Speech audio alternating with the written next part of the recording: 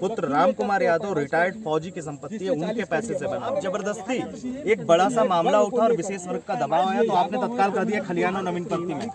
फौजी आदमी है, फौजी की संपत्ति है, तो उसको गिराना पॉसिबल थोड़े ना है। जिसने अपना जीवन देश को कुर्बान कर दिया, आज की डेट में वो चाहते हैं कि इनकी बिल्डिंग गिरा दे। मैंने बार बार इनको टोका, लेकिन ये सुन नहीं रहे हैं। अधिकारी कहते हैं कि आप हमारे कार्य में बाधा कर रहे हैं। मैंने कहा बाधा नहीं कर रहे। प्रेम यादव जी के वकील हमारे साथ खड़े हैं। और सर, जैसा कि आज यहाँ पर पहले भी पैमाइश हो चुकी है, तो फिर सर ये दोबारा पैमाइश की क्या आवश्यकता पड़ गई है? देखिए, पैमाइश की आवश्यकता इनको इसलिए पड़ी है कि शासन के निर्देश में इन्होंने पहले तो एक फर्जी जो बना करके दाखिल कर दिया कि शासन का दबाव जो है हम पर से हट जाए, तो एक पत्रावली दाखिल किया, इसलिए बिल्डोजर आपके जो है वापस चले गए। और जो भी काम होने ड्यू प्रोसेस के थ्रू होना है। और पिछली डेट में हमने जो है उनकी पतोहू की ओर से एक सूचना जारी किया था कि जिसके विरुद्ध आपने मुकदमा दाखिल किया है वो व्यक्ति इस समय जेल में है। हम कल की डेट में जाकर के उनका वकालतनामा दस्तखत करा के आज पत्रावली के अंदर सबमिट किए हैं और उनसे आपत्ति पत्र के लिए 15 दिनों का मौका मांगा।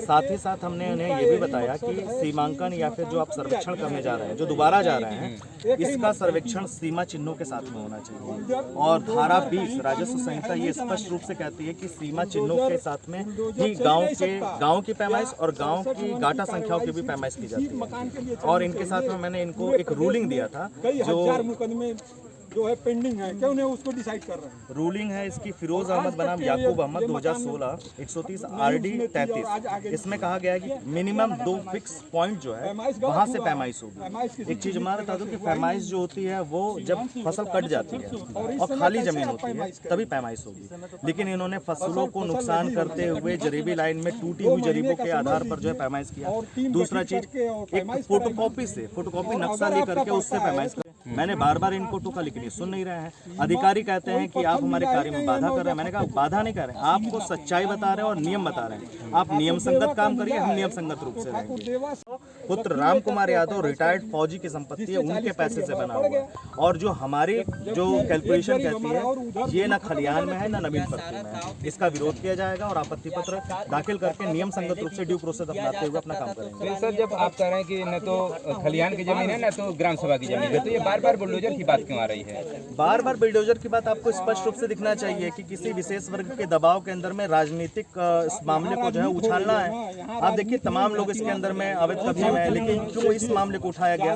भाई, अगर आपको ड्यू प्रोसेस में आना था तो इससे पहले भी तो आप कर सकते थे, लेकिन नहीं, इन्होंने आज किया। इस मकान को बने लगभग 50 वर्ष हो चुके हैं, लेकिन इनका जो है प्रोसेस अडॉप्ट ही नहीं करता है। इनके पुराने लेखपाल जो है उन्होंने कोई कार्रवाई नहीं किया। इसका मतलब है स्पष्ट रूप से कि ये खलियान और नवीन पत्ती में था ही नहीं। आप जबरदस्ती एक बड़ा सा मामला उठा और विशेष वर्ग का दबाव आया तो आपने तत्काल कर दिया खलियान और नवीन पत्ती में। क्यों आज से 33-35 साल पहले नहीं था, 50 साल पहले नहीं था? आज ही के दिन में कैसे ये नवीन पत्ती खलियान में आ गया? ये गलत है, ये मंशा इनकी गलत है। तो मैंने शुरू में ही कहा कि किसी प्राधिकारी को न्यायाधीश की कुर्सी पे बैठाना अपने आप में दोषपूर्ण है। तो सबसे पहले इसके अंदर में ऐसे लोगों को बैठाया जाए जो न्याय जानते हो, जो कानून जानते हो।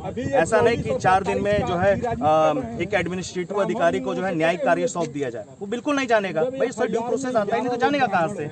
तो मेरा कहना है कि आप जो भी काम करें ड्यू प्रोसेस ऑफ लॉ से और राजस्व संहिता 2006 और नियमावली 2016 इसके जरिए काम करिए। आपका सहयोग होगा और हम जितना भी प्रयास होगा, और ये भी एक हमारा विचार है कि जो भी काम हो वो नियम संगत हो, हम आपका सहयोग करेंगे। लेकिन आप विरोध करेंगे तो हम इसकी आपत्ति करेंगे। तो आज की सर पैमाइश का क्या निष्कर्ष निकला है? हमारे ओर से पैमाइश दूषित है, नियम संगत दूषित है, इसलिए हम इसकी आपत्ति दाखिल करेंगे और न्याय का जो है इंतजार करेंगे। जी, तो मतलब उनकी तरफ से पैमाइश का क्या काम कंप्लीट कर लिया गया है? आज उन्होंने पैमाइश जो किया है इसकी फीडबुक तैयार करके भेजेंगे और उसमें हमारी आपत्ति आएगी। उसके बाद उनका बयान होगा, क्रॉस एग्जामिनेशन होगा, हमारे साक्ष्य लीड करेंगे। एक लंबा प्रोसेस है, ये ड्यू प्रोसेस है। और राजस्व संहिता नियमावली 2016 इसी के जरिए होना है। इसमें ये ना जानिए कि आज ही हो जाएगा, कल हो जाएगा। लेकिन अगर वो नियम संगत रूप से मुझे तारीख नहीं देते हैं या हमें अवसर नहीं देते हैं आपत्ति बनाने का, और ये जबरदस्ती थोपते हैं कि आप आज कर दीजिए, कल कर दीजिए, तो ये गलत है। हमें एक नियम संगत रूप से तारीख मिलनी चाहिए कि ताकि हम आपत्ति पत्र बना सकें। 2 दिन 1 दिन में तारीख एक आपत्ति पत्र बनता नहीं है, एक समय लगता है, पूछताछ की जाती है। और मेरे मुवक्किल जेल में है तो मुझे बार बार जेल आना जाना करना पड़ेगा। तो मुझे कम से कम समय चाहिए कि हम आपत्ति पत्र प्रस्तुत करें और अकॉर्डिंग टू लॉ काम करें। तो क्या सर बुलडोजर चलने की बात है, क्या चल सकता है बुलडोजर? आपके हिसाब से क्या लगता है? देखिए, बुलडोजर चलाना नहीं चलाना ये अलग चीज़ है। इसलिए धारा 67 जिसका ये मुकदमा चल रहा है उसमें बेदखली है। और मैं आपको स्पष्ट करूं, बेदखली के बहुत सारे तरीके होते हैं। आज मॉडर्न टेक्नोलॉजी में हम लोग जी रहे हैं, मॉडर्नली हम इसे शिफ्ट भी कर सकते हैं। आप तमाम वीडियोस देखते होंगे कि बड़ी बड़ी मकानों को जो है शिफ्ट कर दिया जाता है। तो मॉडर्न, और देखिए राज्य जो होता है वो सोशल इंजीनियरिंग का एक सबसे बड़ा एग्जाम्पल होता है। राज्य कभी किसी का नुकसान नहीं चाहता है, और ये तो फौजी आदमी है, फौजी की संपत्ति है, तो उसको गिराना पॉसिबल थोड़े ना है। जिसने अपना जीवन देश को कुर्बान कर दिया, आज की डेट में वो चाहते हैं कि उनकी बिल्डिंग गिरा दे, पॉसिबल नहीं है। मेरे हिसाब से आगे अगर कोई भी कार्यक्रम होता और अगर ये नियम संगत नहीं होगा तो RC20 जो है कैंसिल होगा। और यदि ये RC20 को मानते हैं और बेदखली का आदेश देते हैं तो बेदखली किस प्रकार से होनी चाहिए उसके लिए आज मॉडर्न टेक्नोलॉजीज और सोशल इंजीनियरिंग के जरिए हटेगा। तो इसमें क्या पैमाइश अब तक निकल कर आए हैं सामने, क्या कहेंगे इस पर? देखिए, पैमाइश नियम संगत रूप से नहीं हुआ है। जब पैमाइश नियम संगत नहीं हुआ है तो हम स्पष्ट रूप से कह सकते हैं कि ये बेकार है और इस पर आपत्ति आएगी और आगे जो भी कार्यक्रम होगा वो सारा का सारा विधि सम्मत रूप से आपत्ति दाखिल करेंगे। तो जैसा कि चुनाव आने वाला है तो क्या ये राजनीतिक कुछ कारण हो सकते हैं इसको गिराने का? देखिए, अभी कल की डेट में जो भी घटना घटित हो रही है कि एक ब्राह्मण सभा जो है एकत्रित होकर के शोक के नाम पर या और किसी भी चीज़ के नाम पर जो इन्होंने बनाया है ये गलत है। और उसमें एक झूठता बना करके इन्होंने प्रेशराइज किया है कि आप किसी भी तरीके से इस बिल्डिंग को गिरा दीजिए। यहाँ जयप्रकाश निषाद जी का मैसेज आता है कि एक हफ्ते में हम गिरवा देंगे। प्रॉपर्टी उनकी थोड़े ना कि गिरवा देंगे।